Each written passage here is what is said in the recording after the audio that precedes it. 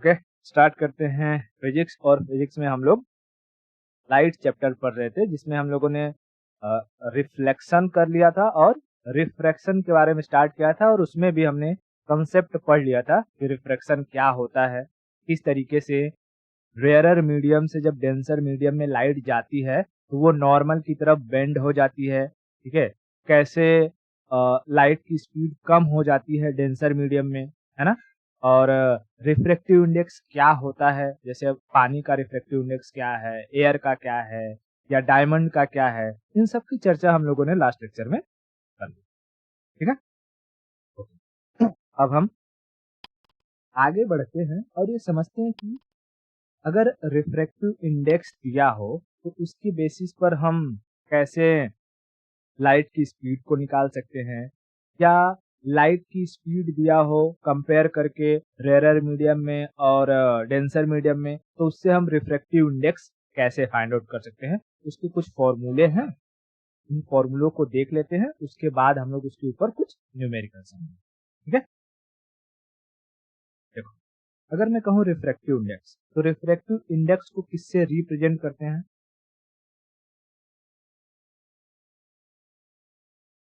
Refractive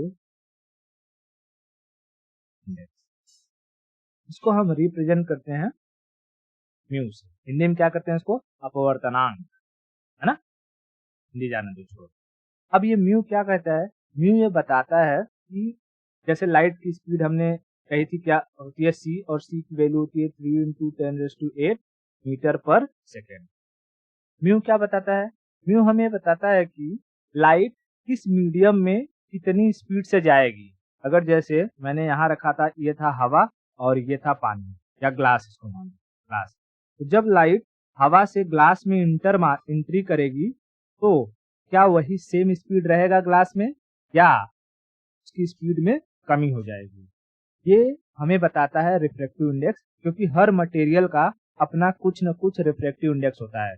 जैसे अगर मैं कहूँ कि हमको पता है एयर का रिफ्रैक्टिव इंडेक्स 1 होता है, यानी एयर में जो स्पीड है लाइट की वही रहेगी। लेकिन अगर मैं कहूँ कि इस ग्लास का रिफ्रैक्टिव इंडेक्स 2 है, तो इसका मतलब है कि इस ग्लास में जो लाइट की स्पीड है वो 2 टाइम्स कम है एज कंपेयर टू एयर।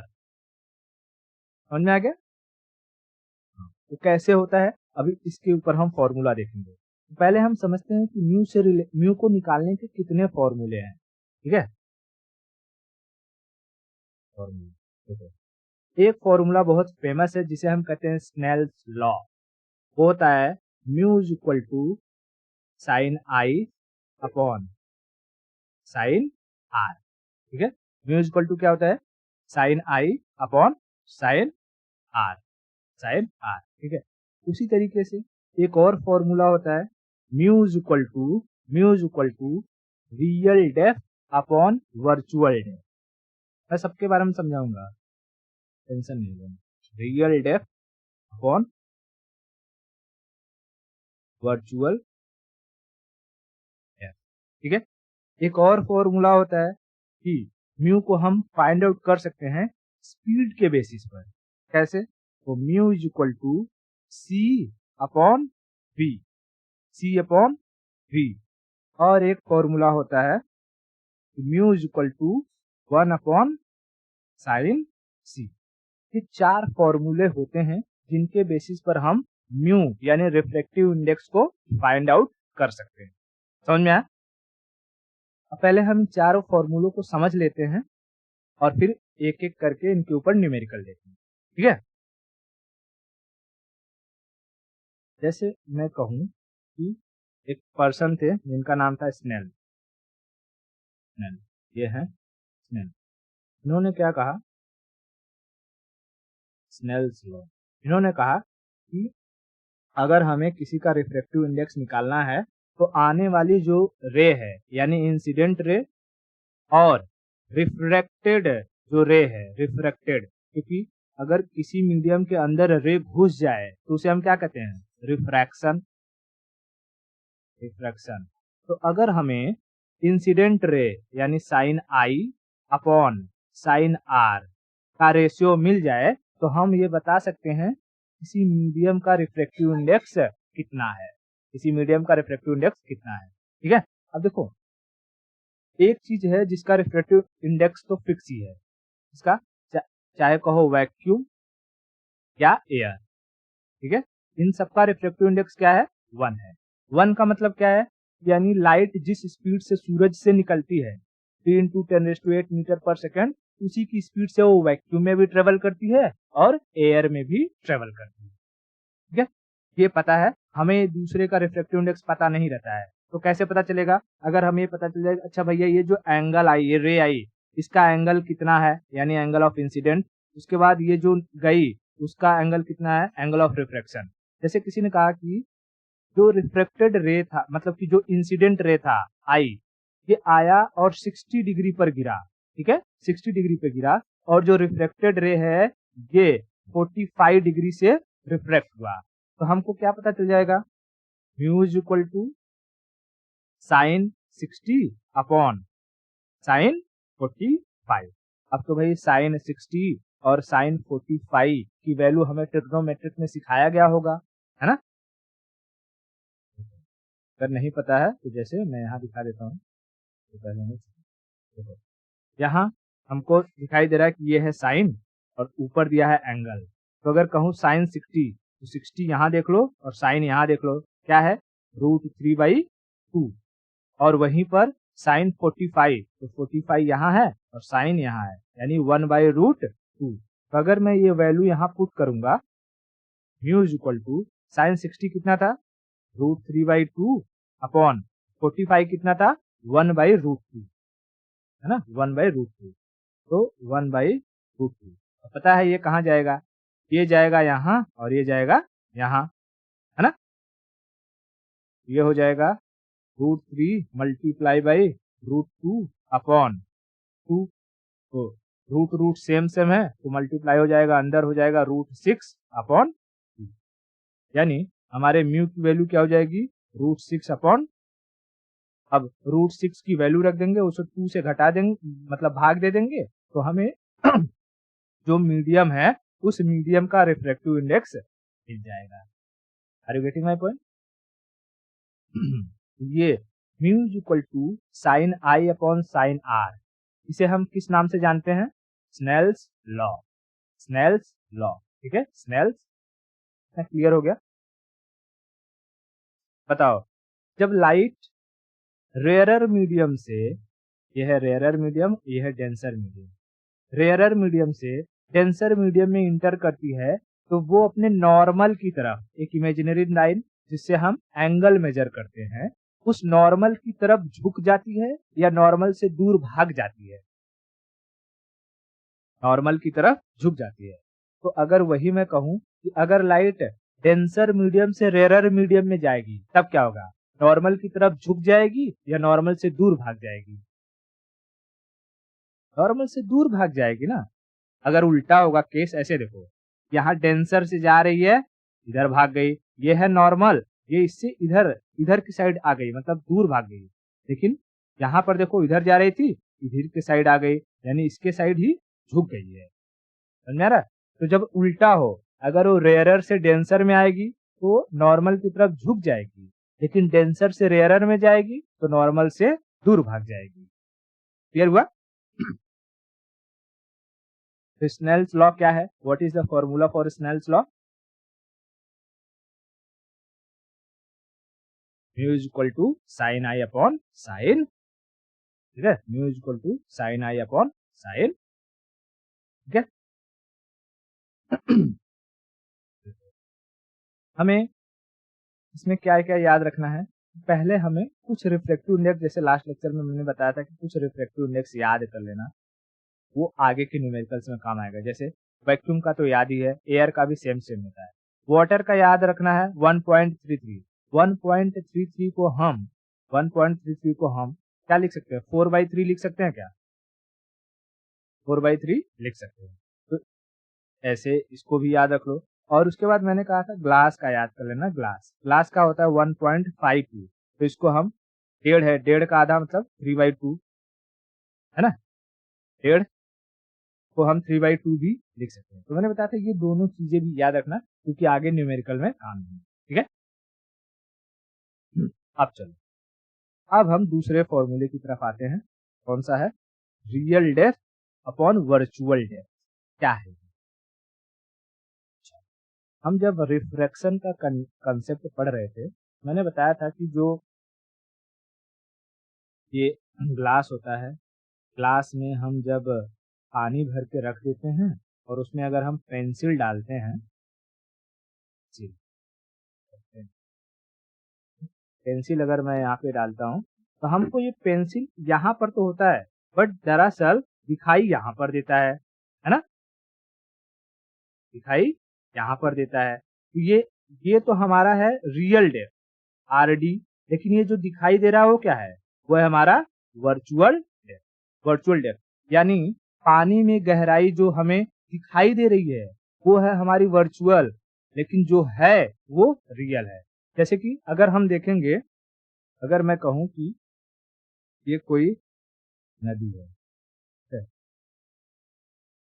ये नदी है और इस नदी के ऊपर आप खड़ी हो, आप खड़ी हो यहाँ पे और आप देख रही हो यहाँ पर नीचे एक मछली है जो मछली दिखाई दे रही है, क्या मछली? और आपको किसी ने बताया कि भैया ये मछली 2 मीटर की गहराई पर दिखाई दे रही है। तो एक बात बताओ, ये जो मछली दिखाई दे रही है क्या 2 मीटर ये इसकी एक्चुअल गहराई है या वर्चुअल है? यानी रियल है या वर्चुअल है? ये हमें दिखाई देगी ये वर्चुअल है, वर्चुअल डेप्थ है, ठीक है।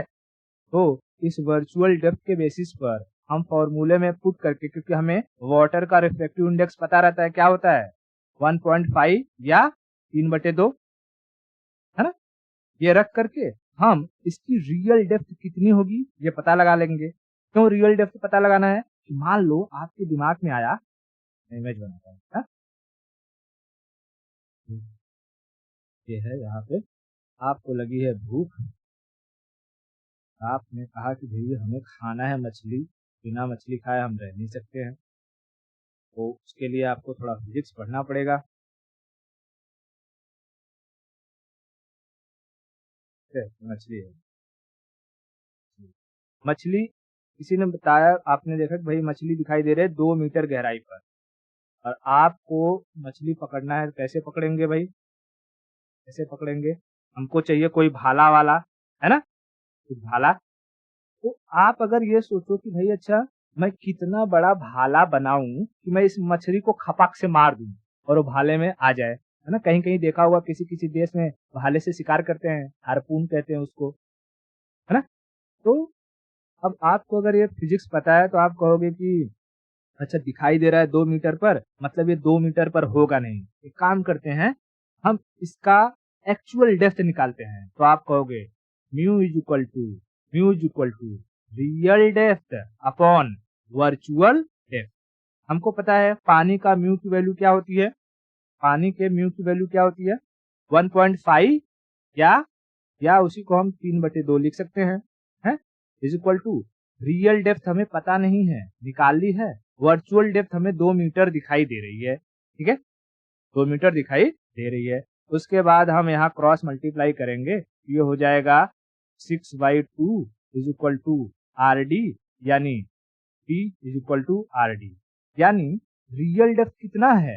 यह है 3 मीटर, 3 मीटर। अगर आप खुद जो ऊंचाई है आपकी, आप 10 मीटर ऊंचाई पर खड़ी हो, ठीक है, आप 10 मीटर ऊंचाई पर खड़ी हो इस तल से, मतलब वाटर लेवल से, और ये मछली 3 मीटर गहरी है, तो बताओ आपका ये जो भाला होगा वो कितने मीटर का होना चाहिए कि मछली आराम से मार सको? है 3 मीटर का भाला होना चाहिए। हाँ, अब समझ में आया। आप भैया खुद 10 मीटर पे हो, 3 मीटर गहराई पर नीचे मछली है, तो 10 मीटर तो यही ले लेगा आपका और उसके बाद 3 मीटर और गहराई, तो कुल 13 मीटर का भाला बनाओ और हचाक से मारो, मछली आपके हाथ में थोड़ी देर बाद पेट में। समझ में आ गया? तो हमें रियल डेप्थ और वर्चुअल डेप्थ की जरूरत कहाँ पड़ती है ना? ये फाइंड आउट करने के लिए कोई भी ऑब्जेक्ट अगर पानी में हमें दिखाई दे रहा है तो वो कितनी ऊंचाई पर है या कितनी गहराई पर है। समझ में आ गया? तो कैसे निकालेंगे? हमें पानी का रिफ्रैक्टिव इंडेक्स पता होता है, उसके बाद हमें जो दिखाई दे रहा है वो वैल्यू देगा। तो जो दिखाई देता है वो हमेशा याद रखना, वो क्या होता है? वो वर्चुअल होता है, रियल नहीं होता है। ठीक है, तो क्वेश्चन में जब भी देगा कि हमें 3 मीटर गहराई पर कोई मछली दिखाई दिया, मतलब तुरंत समझ लेना ये वर्चुअल डेप्थ की बात कर रहा है। 3 मीटर गहराई वर्चुअल है, हमें रियल निकालना होगा। क्लियर हो गया?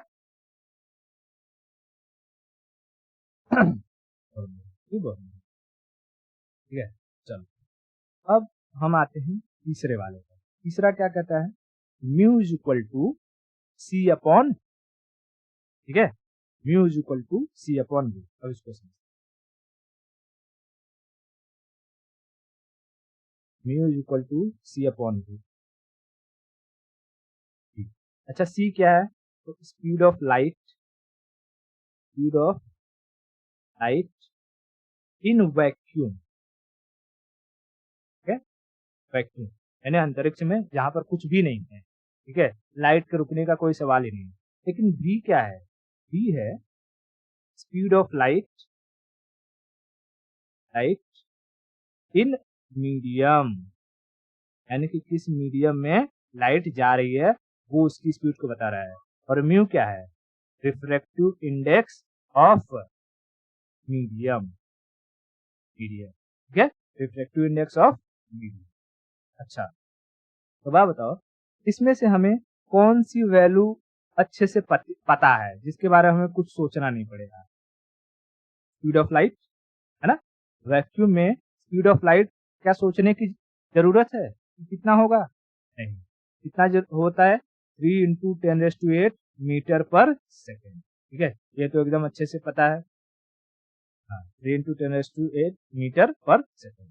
हमको ये v निकालना पड़ेगा और अमूमन हमें रिफ्रैक्टिव इंडेक्स भी पता रहता है, या अगर v दे देगा तो हमें रिफ्रैक्टिव इंडेक्स निकालने में आसानी हो जाएगी। तो अगर कोई ये कहे कि भाई जो लाइट है, लाइट मैं यहाँ बनाता हूँ, लाइट, लाइट को एक ग्लास में, मतलब कि हवा से ग्लास में एंट्री मार रही है, ठीक है, हवा से ग्लास में एंट्री मारी है, तो बताओ बताओ इस लाइट की स्पीड इस ग्लास में कितनी होगी?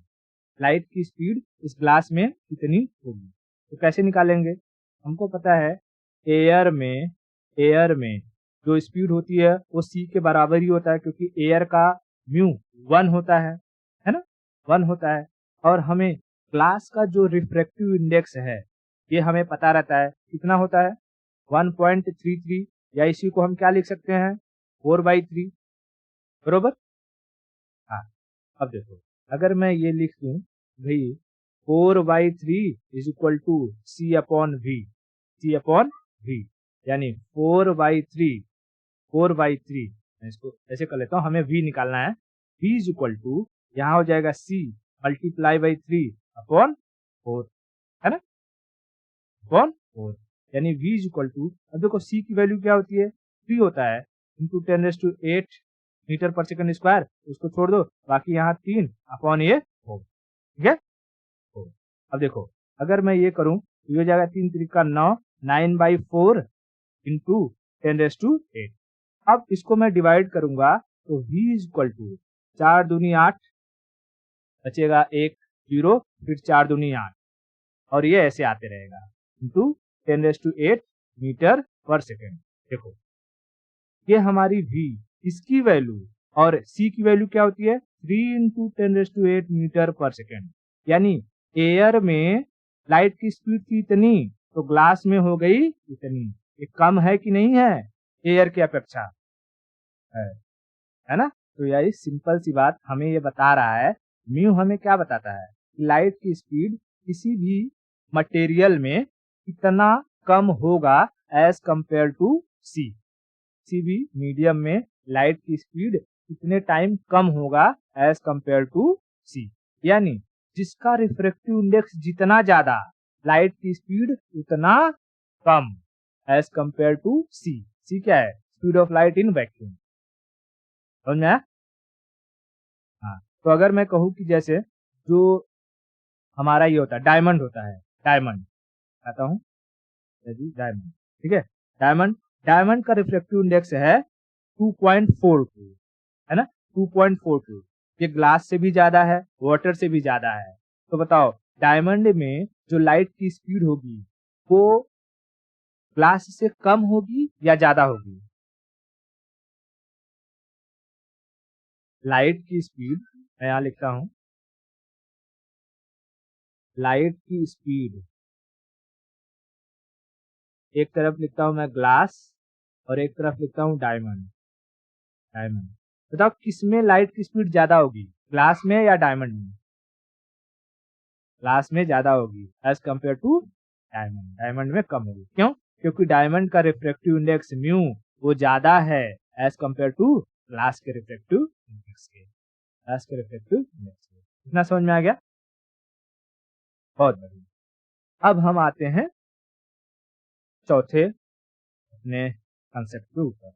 देखो चौथा क्या कहता है, mu is equal to 1/sin c। ठीक है, अब इसको समझो, ये एक इंपॉर्टेंट टॉपिक कहता है mu is equal to 1/sin c। ये c क्या है भाई? तो c है क्रिटिकल एंगल। Critical angle. अच्छा, क्या होता है क्रिटिकल एंगल? क्या होता है क्रिटिकल? अगर फिजिक्स में याद होगा तो क्रिटिकल वर्ड सुना सुना सा लग रहा है कि हमने कहीं ना कहीं ये क्रिटिकल वर्ड सुना है। और उस वक्त मैंने एग्जाम्पल भी दिया था कि क्रिटिकल जैसे अगर डॉक्टर कहे कि भाई सिचुएशन बहुत क्रिटिकल है, यानी वो ऐसे पॉइंट पर है जहां से वो ऊपर भी जा सकते हैं और जहां से वो नीचे भी आ सकते हैं, मतलब बच भी सकते हैं और मर भी सकते हैं। एक ऐसा पॉइंट है ना, उसी को हम कहते हैं क्रिटिकल। तो इसमें भी क्रिटिकल एंगल का मतलब क्या है कि एक ऐसा एंगल जिसके थोड़ा सा ज्यादा या कम होने से लाइट या तो रिफ्लेक्ट हो सकता है या तो पूरी तरीके से रिफ्रैक्ट हो सकता है। रिफ्लेक्शन और रिफ्रैक्शन में फर्क आएगा, इसमें मैं समझाता हूँ। देखो अगर मैं तुमसे ये कहूँ, एक बात बताओ, ये है मेरा ग्लास और यहाँ पर मैंने खींचा है नॉर्मल, और यहाँ से लाइट हवा से ग्लास के अंदर एंट्री मारेगी। ठीक है, हवा से लाइट ग्लास के अंदर एंट्री मारेगी। तो बताओ ये क्या हो रहा है? ये रिफ्रैक्शन हो रहा है या रिफ्लेक्शन हो रहा है?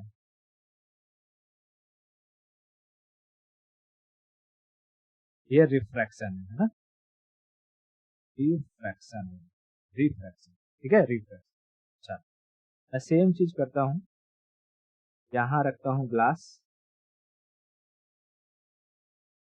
यहाँ रखता हूँ ग्लास, ठीक है, और यहाँ पर नॉर्मल, और यही लाइट अब ग्लास में से जा रही है हवा में। हवा में बताओ ये क्या हुआ?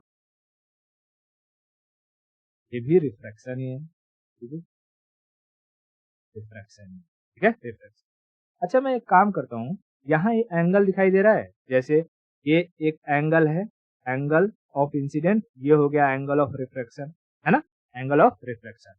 अगर मैं इस लाल वाले को, देखो इस लाल वाले का जो एंगल है इसको मैं बढ़ाना शुरू कर दूं, जैसे अभी देखो धीरे धीरे धीरे धीरे धीरे धीरे ऐसे ऐसे बढ़ाते जाऊं, बढ़ाते जाऊं, बढ़ाते जाऊं, बढ़ाते जाऊं, तो ऊपर जो रिफ्रैक्शन है उसका भी एंगल बढ़ते जा रहा है, बढ़ते जा रहा है, बढ़ते जा रहा है, बढ़ते जा रहा है ना। लेकिन एक ऐसा एंगल आएगा कि जब लाइट कांच में से बाहर जाने की कोशिश करेगी लेकिन जा नहीं पाएगी, वो वापस से कांच के सरफेस से टकरा के अंदर की तरफ चली आएगी, है ना। नॉर्मली क्या होता है कि जैसे कांच में से ये लाइट जानी चाहिए, कांच में से ये लाइट जानी चाहिए तो ये बाहर जाए, इसको हम रिफ्रैक्शन कहेंगे। लेकिन एक ऐसा एंगल मैं कर दूं, एक ऐसा एंगल कर दूं, जब ये लाइट ऐसे जाए तो टकरा के बाहर न जाने की बजाय क्या हो जाए, अंदर ही कांच में वापस आ जाए, अंदर ही कांच में वापस आ जाए। ये जो एंगल बना ना, इसी एंगल को हम कहेंगे एंगल ऑफ क्रिटिकल या क्रिटिकल एंगल कि ये एक ऐसा एंगल है, सॉरी थोड़ा सा मिस्टेक है, कि ये ना टकरा के वापस ना करके, एक मिनट है, जस्ट गिव मी सेकंड। ठीक है, देखो मैंने क्या बताया कि एक ऐसा एंगल जहां से टकरा के ये वापस नहीं आएगा, ये ना जैसे ही ऐसे जाएगा तो ये सरफेस से पास होगा, मतलब कि ऐसे सेम टू सेम ऐसे सरफेस के थ्रू पास होगा। ये ना तो रिफ्रैक्ट होगा और ना ही रिफ्लेक्ट होगा, ये सीधा पास होने लगेगा जैसे कि पानी है। मैं देखो ऐसे समझ, ये सरफेस है और यहीं पर ये पानी का पूरा लहर है। ठीक है, तो एक लेवल होगा पानी का, है ना, पानी का ये क्या है, एक लेवल है इतना। ठीक है, और अगर मैं लाइट अंदर यहाँ पे एक नॉर्मल खींच देता हूँ, मैं नॉर्मल खींच देता हूँ और लाइट अंदर से मैंने ऐसे मारा तो ये क्या होगा, लाइट ऐसे बाहर निकल जाएगी, इसको हम कहेंगे रिफ्रैक्ट हो गया है। लेकिन एक ऐसा एंगल आए जब लाइट न तो ऐसा बाहर निकले और ना ही अंदर आए, वो क्या हो, वो सीधा ना सरफेस से पास हो, सीधा ऐसे सरफेस के थ्रू पास हो, पानी के सरफेस के थ्रू पास हो, ऐसे एंगल को हम कहते हैं क्रिटिकल एंगल। यह एंगल क्या कहलाएगा, क्रिटिकल, सी, एंगल ऑफ सी। तभी तो क्रिटिकल है कि अगर इसको हम थोड़ा सा अगर बढ़ा कर दें, मतलब कि इस एंगल को थोड़ा और बड़ा कर दें तो ये क्या होगा, ये अंदर ही रिफ्लेक्ट हो जाएगा, है ना, देखो अंदर आ गया, अंदर रिफ्लेक्ट हो गया। लेकिन अगर इस एंगल को मैं थोड़ा सा कम कर दूं तो ये बाहर चला जाएगा, रिफ्रैक्शन हो जाएगा, है ना, देखो रिफ्रैक्शन हो गया, ये ऐसे बढ़ा दूं तो रिफ्लेक्शन। अच्छा, बढ़ रहा है घट रहा है, समझ में आ रहा है क्या बढ़ रहा है कहाँ पे, है ना, यहाँ पे ये एंगल बढ़ रहा है, मैं इसको हटाता हूँ थोड़ा सा।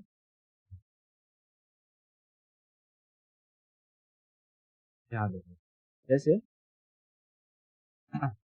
ये एंगल देखो, अभी ये एंगल इतना है, उसके बाद एक मैं एंगल यहाँ पर कर देता हूँ, ये इतना रहेगा। ठीक है, अब समझना, जैसे ही मैं इसको, ये एंगल को अब देखो बढ़ा रहा हूँ, ये यहाँ पे चला गया, इस दूसरे वाले पॉइंट पे चला गया, तो अब इसमें देखो ये रिफ्लेक्शन नहीं हो रहा है, ये इस सरफेस से टकरा के अंदर ही अंदर आ रहा है, यानी इसे हम क्या कहेंगे, ये रिफ्लेक्ट हो रहा है। अरे, ये क्रिटिकल एंगल नहीं है, क्रिटिकल एंगल तो ये है, हाँ क्रिटिकल एंगल ये है जहां पर ये लाइट न रिफ्लेक्ट होती है और ना ही रिफ्लेक्ट होती है, सीधा सरफेस से पास हो जाती है, ये है क्रिटिकल एंगल। अब जैसे ही इस क्रिटिकल एंगल को थोड़ा और बढ़ा दूं, मतलब कि एंगल को मैं क्रिटिकल से बढ़ा देता हूं, मैंने कहा ना थोड़ा सा अगर बढ़ गया तो ये रिफ्लेक्शन हो जाएगा, लेकिन इससे थोड़ा सा कम कर दूं तो ये रिफ्रैक्शन हो जाएगा, रिफ्रैक्शन।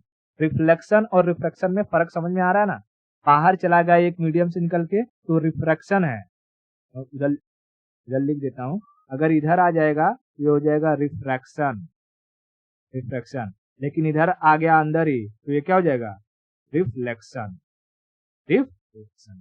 ठीक है, चल तो मैं एक काम करता हूँ, यहाँ पर इसको थोड़ा सा बड़े से बताता हूँ, इस चीज को पहले समझ लो क्योंकि इसका बहुत सारा हमें यूज देखने को मिलता है। ठीक है, ये मैंने सरफेस बनाया, ये है पानी, उसके बाद मैं एक खींचूंगा नॉर्मल, नॉर्मल, ठीक है, नॉर्मल। अब एक ये रे गई और ये ऐसा रे है,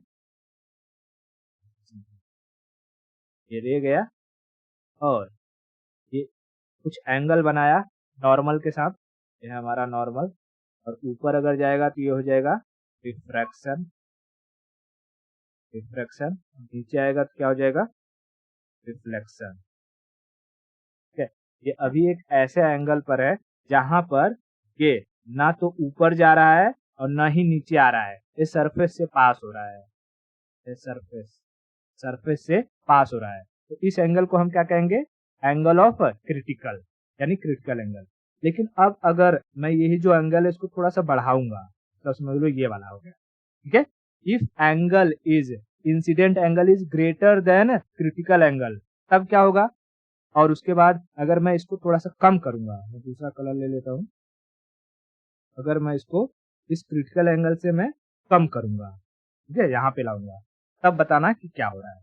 अभी अभी बताओ क्या है, अभी इस सिचुएशन में क्या हो रहा है, ये क्रिटिकल एंगल पर है और सरफेस से पास हो रही है। ठीक है, क्रिटिकल एंगल पर है और सरफेस से पास हो रही है। अब मैं इस इंसिडेंट रे के जो एंगल है ना, इसको बढ़ा रहा हूँ, इसको मैं बढ़ा रहा हूँ। देखो बढ़ रहा है, बढ़ रहा है, बढ़ रहा है, बढ़ रहा है, बढ़ रहा है, बढ़ रहा है, लाल वाले पे पहुंच गया, एंगल बढ़ गया। अब बताओ अब किधर आ गया ये, रिफ्लेक्शन की तरफ या रिफ्रैक्शन की तरफ? रिफ्लेक्शन की तरफ आ गया है ना, रिफ्लेक्शन की तरफ आ गया, रिफ्लेक्शन की तरफ आ गया।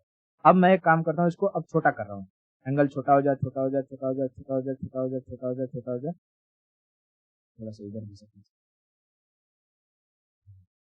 ठीक है, ये अब बताओ ये क्या हुआ, एंगल छोटा हो गया, यहां पर आ गया ये एंगल, ये क्या हुआ, रिफ्रैक्शन हो गया। यानी when angle of incident is greater than angle of critical, then we will observe reflection phenomena. But when the angle of incident is less than angle of critical, then we will observe refraction phenomena. समझ में आया? अच्छा, ये चीजें कब possible होती हैं? जब रे डेंसर मीडियम से रेयरर मीडियम में जाती है, तभी ये पॉसिबल होता है। क्रिटिकल एंगल और टोटल इंटरनल रिफ्लेक्शन, इसको हम क्या कह सकते हैं पता है? इसको हम टोटल इंटरनल रिफ्लेक्शन भी कह सकते हैं। एक चीज मैं पहले यहाँ लिख दूं, it is only possible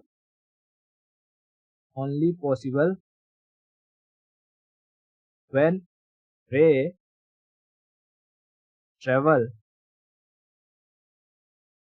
from denser medium to rarer medium. ठीक है, ये चीज याद रखना। क्या पॉसिबल होगा? क्रिटिकल एंगल तभी बनेगा, क्रिटिकल एंगल तभी बनेगा जब रे डेंसर मीडियम से रेयरर मीडियम में जाएगा। ठीक है, डेंसर मीडियम से रेयरर मीडियम में जाएगा। और जब भी इंसिडेंट का जो एंगल ऑफ इंसिडेंट है वो क्रिटिकल से ज्यादा हो जाएगा, तो हमें रिफ्लेक्शन फिनोमिना देखने को मिलेगी। और इस चीज को हम कहते हैं टोटल इंटरनल रिफ्लेक्शन। क्या कहते हैं हम? Total internal reflection.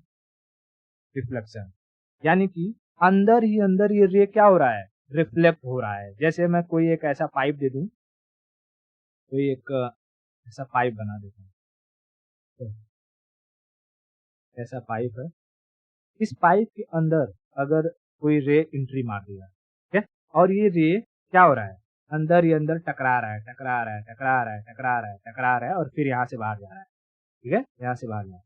तो ये जो अंदर चीजें हो रही हैं, इसे हम क्या कहते हैं? इसे हम कहते हैं टोटल इंटरनल रिफ्लेक्शन यानी TIR, total internal reflection. Total internal reflection हमें कब देखने को मिलेगा? जब angle of incident is greater than angle of C, यानी क्रिटिकल एंगल। समझ में आ गया क्या? इतना क्लियर है मैंने क्या क्या बात अभी बताई? हाँ, तो बताओ mu is equal to 1/sin C। ये C क्या है यहाँ पे? Critical angle. क्रिटिकल एंगल क्या होता है? वो एंगल जिसके होने पर लाइट न तो रिफ्रैक्ट होती है न तो रिफ्लेक्ट होती है, वो मीडियम के सरफेस से पास होती है। क्या होता है क्रिटिकल एंगल?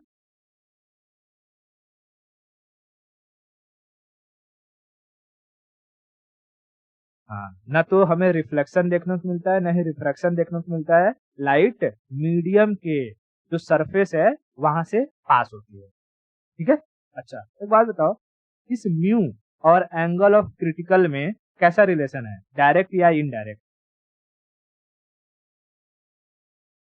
हाँ, इनडायरेक्ट रिलेशन है। यानी हम ये कहेंगे अगर किसी का म्यू बढ़ेगा तो एंगल ऑफ क्रिटिकल क्या होगा, घटेगा, घटेगा, है ना। एंगल ऑफ क्रिटिकल घटेगा तो इसका क्या मतलब है? जैसे जैसे मैं कहूँ कि भाई एक मीडियम था जहां पर एंगल ऑफ क्रिटिकल इतना था, दूसरा कलर यहाँ ले लेता हूँ, एंगल ऑफ क्रिटिकल इतना था, और एक ऐसा मीडियम है जहां पर एंगल ऑफ क्रिटिकल यही इतना ही है ना। इतना ही है। तो हमको क्या पता चल रहा है कि भाई इस मीडियम में हम थोड़ा-सा ही अगर एंगल को और बढ़ा देंगे तो हमें इंटरनल रिफ्लेक्शन देखने को मिल जाएगा। लेकिन इस मीडियम में जो काला वाला है मीडियम, इसमें हमें थोड़ा और एंगल बढ़ाना पड़ेगा तब हमें इंटरनल रिफ्लेक्शन देखने को मिलेगा।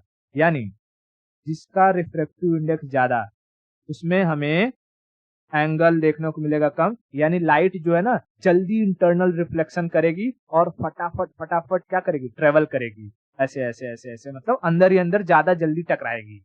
तो अगर मैं कहूं कि मिरर होता है, मिरर एंड डायमंड, इन दोनों में से लाइट किसमें ज्यादा जल्दी इंटरनल रिफ्लेक्ट होगी, मिरर या डायमंड में?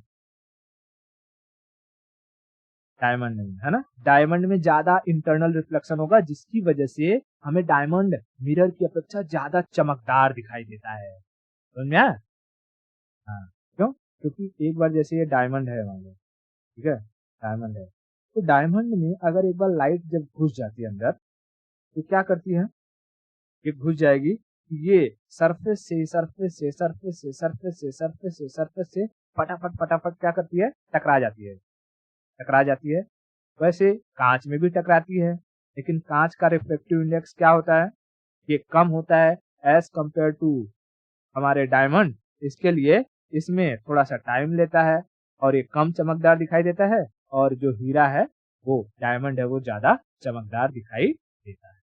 समझ में आ गया? ठीक है, हमने आज क्या समझा, हमने ये 4 फॉर्मूले समझे कि म्यू को कैसे निकाला जा सकता है। साइन आई अपॉन साइन आर क्या होता है, इसे हम स्नेल्स लॉ कहते हैं। रियल डेप्थ वर्चुअल डेप्थ के बेसिस पर कैसे म्यू को निकाल सकते हैं, और लाइट के स्पीड का कंपैरिजन हम किस तरीके से कर सकते हैं रिफ्रैक्टिव इंडेक्स के बेसिस पर, और क्रिटिकल एंगल और टोटल इंटरनल रिफ्लेक्शन का क्या रिलेशनशिप है वो हमने देखा, है ना। देखो, ये जो टोटल इंटरनल रिफ्लेक्शन है, इसके कई सारे ये होते हैं, हमें एग्जाम्पल देखने को मिलते हैं। जैसे ऑप्टिकल फाइबर वगैरह हो गया, ठीक है। उसके बाद मिराज हो गया, ठीक है। मिराज पता है, मिराज इसमें मूवी देखते हो, मिराज वो नहीं, वो अगर हम अ, गर्मी के टाइम पीरियड में रेत वगैरह पे दूर पर देखेंगे तो हमें पानी ऐसा लबलबल दिखा, मतलब कि नजर आएगा, बट जितने पास जाते जाएंगे वो मिराज दूर भागते जाता है, पानी होता ही नहीं है। या सड़क पर हमें ऐसा पानी जैसा धुंधला धुंधला नजर आता है, उसे मिराज कहते हैं या मिर्चिका कहते हैं, ठीक है। तो वो सब के सब जो एप्लीकेशन है वो टोटल इंटरनल रिफ्लेक्शन के ही एप्लीकेशन माने जाते हैं। तो इनके बारे में हम लोग चर्चा करेंगे और ये समझेंगे कि ऑप्टिकल फाइबर की खोज किसने करी थी और उसका इस्तेमाल क्या होता है, कैसे होता है, और इमेज वगैरह देख करके अच्छे से उसके बारे में हम कंसेप्ट को क्लियर करेंगे। अगर आज के लिए इतना क्लियर है सारा का सारा कंसेप्ट, तो अभी इतने पर स्टॉप करते हैं, बाकी की स्टोरी हम नेक्स्ट लेक्चर में करेंगे, ठीक है।